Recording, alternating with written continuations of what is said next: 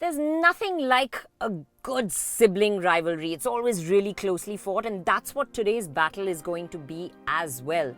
These are not identical twins, but they do share the same DNA. Yes, I'm talking about the Creta versus Seltos. Now, thanks to COVID, as you can see, we're a little bit delayed and we're doing things differently. Normally, I'd be standing outside and showing you both the cars, but I'm staying in my own car because I've got my mask off, adequately socially distanced, and Gavin's in the other car. Since we were out testing cars last, the whole world has completely turned upside down, and I, for one, I'm just happy to be behind the wheel once again. But let's not waste any more time. Let's get right into it. And let me tell you right at the outset that these two cars have a lot in common. They share the same platform, they have the same engines and gearboxes, and even on the inside, a lot of the interior bits are familiar. But what's different is the skin that wraps in all this hardware. So let's take a look at that first. But before we go any further, which would you prefer, the Creta or the Seltos? Let us know down in the comments, and if you like this video, give it a like, and if you haven't done so already, please subscribe to the Autocar India channel and click the bell icon to stay notified.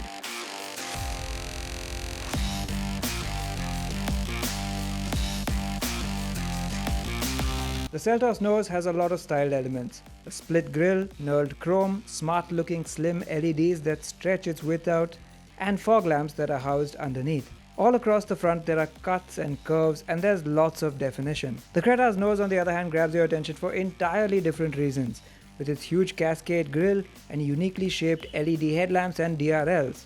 The side profile of both cars is very similar. Both cars are very well proportioned, with big differences being their alloys and the C-pillar area. At the rear, like at the front, the Seltos has the classic elements with a lot of intricate detail, while the Creta has a more convoluted mishmash of elements. Whichever look you prefer is up to you, but in this department, both Renuka and I agree the Seltos is the much better looking car. When you open up the tailgate, the Creta and Seltos provide an identical 433-litre boot space. There's really no visible difference, but with the Seltos' rear seats being a little more upright, it does offer that little extra maneuverability for larger bags. But honestly, the difference is too small to even count it as one. Now let's move to the inside and see how they square up there. Now I really like the design of the Creta's dashboard. It's clean, it's simple, and I really like the way the 10.25-inch touchscreen sits flush with the dash, making it quite easy to access. I also like this butterfly wing shape for the steering wheel and the big digital dial in the center over there. Now, while quality overall is rather good, in some places, particularly right here in front of you on the dash top, you'll find some shiny hard plastics, and that causes it to lose a premium point to the Seltos. Well, the Seltos definitely has softer touch materials, and even the top of the dash plastic is much richer, much better, and overall it gives you a richer, more premium feel. Even the layout of the dash is much nicer, and the dials are cleaner, more clearer. The 10.25-inch infotainment is shared, and it's the same as the Creta, but this one sits up out of the dash into a single console that's integrated over the dials as well. Another difference is that the Creta has the wireless charging pad in a more accessible place than the Seltos, which has it tucked in a recess behind the gear lever. In India, the back seat of a car can be a deal maker or a deal breaker, and the Creta clearly has an advantage here. It's got the comfier cushioning, the better seat back angle, and better under thigh support. And as an added advantage, you get this massive panoramic sunroof.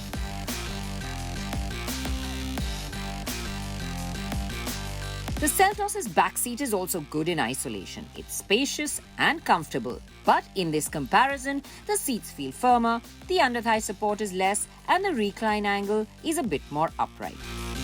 As far as features go, it's 2 pence of this and 5 pence of that. Each car has something that the other one doesn't have. Let's take a look. It's worth noting that the Seltos has recently upgraded its feature list, and it's added some features onto each variant to take on the Creta. And in addition, the GTX and the GTX Plus trims now also get all black interiors. However, we had the version prior to the update, and while there is a whole list of features that each one has over the other, the key differences of note are that the Creta has the panoramic voice-activated roof, the electronic parking brake, and paddle shifters, which the Seltos does not have.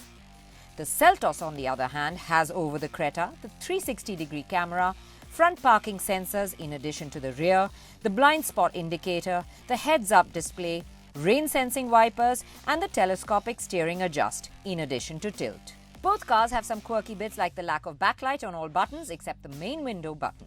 And both of them have the SOS button that's oddly placed and tends to get activated at times when you adjust the rearview mirror. Now it's important to tell you right at the outset that we have each checked out both these cars extensively earlier on and driven them back to back. But in the interest of social distancing for this shoot, we'll just stick to our individual cars.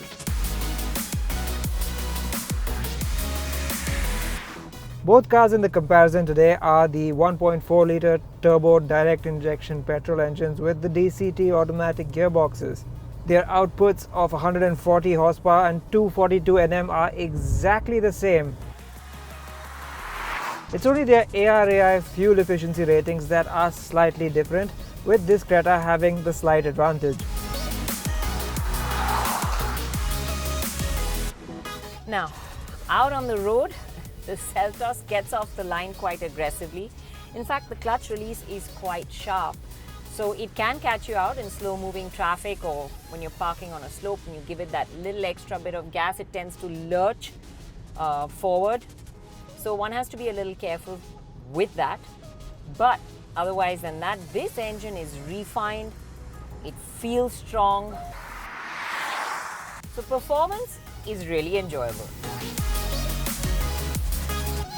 However, when you compare it to the Creta, the kickdowns are a little slower, and that shows up in the in-gear acceleration times, where the Creta is quicker.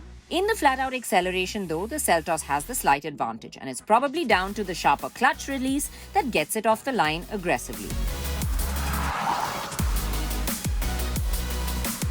The Creta's clutch progression feels a lot smoother compared to that of the Seltos, and overall it feels like the much nicer gearbox, especially at lower speeds. This makes the Creta much better suited to hustling around in traffic, but if you find yourself an open road and want to drive quickly, the Creta has one more distinct advantage, and that's paddle shifters. And the paddle shifters are a real welcome addition, especially on a turbo variant like this, which most people will buy for the fun to drive factor.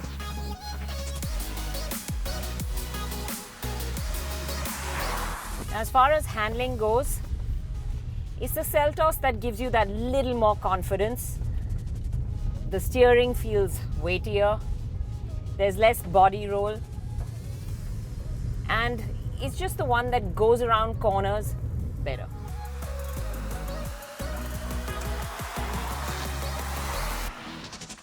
While most people may not drive their cars enthusiastically on a winding section of road, and this may not make a difference on other variants, we do have to remember that these are the turbo-petrols, and the people who buy this variant are also looking for an enjoyable experience behind the wheel. Yes, that's right, Renuka, because the Creta steering is lighter, which is good for the city, but other than that, it's not as consistent as the Seltos, and around the corners, the Creta does have a lot more roll too. When it comes to ride quality, both cars are very comfortable, but the Creta does have a little bit of an advantage. It rounds off bumps significantly better and has an extra layer of absorption that the Seltos simply does not. And this is an advantage that can be felt in the back seat as well, isolating your passengers from what's going on underneath the wheels.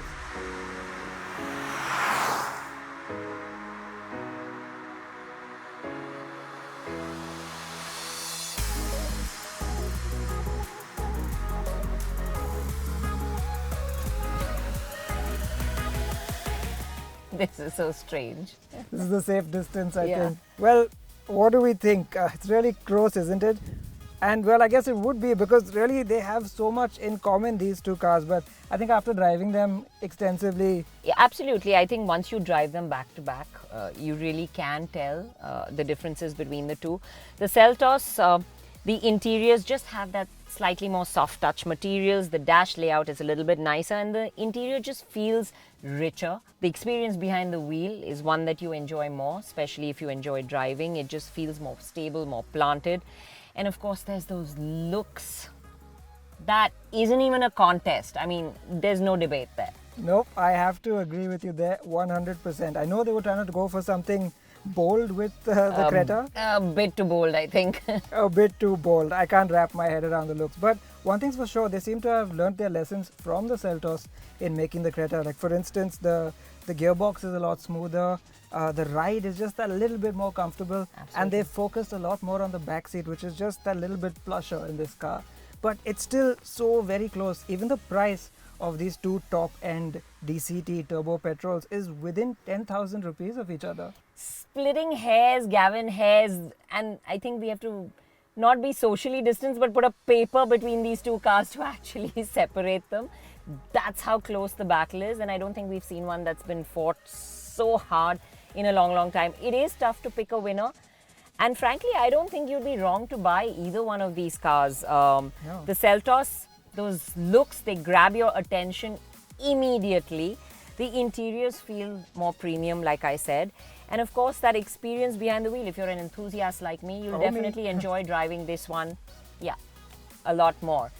But in saying that, I think the Creta has its strengths. It has a few features that really, give it an edge over this, like the panoramic sunroof and the paddle shifters. Those are really key additions. And I think, it balances out that experience behind the wheel and in the back seat much better. So you can enjoy driving the car, but the back seat is definitely more comfortable than the Seltos. So, if you're choosing a car that is an entire package, then I'd have to say that the Creta edges by the minutest margin ahead. Well, I have to say I agree, and for once I don't think we can shake on it. But No, I guess it's just so long, farewell, goodbye this time.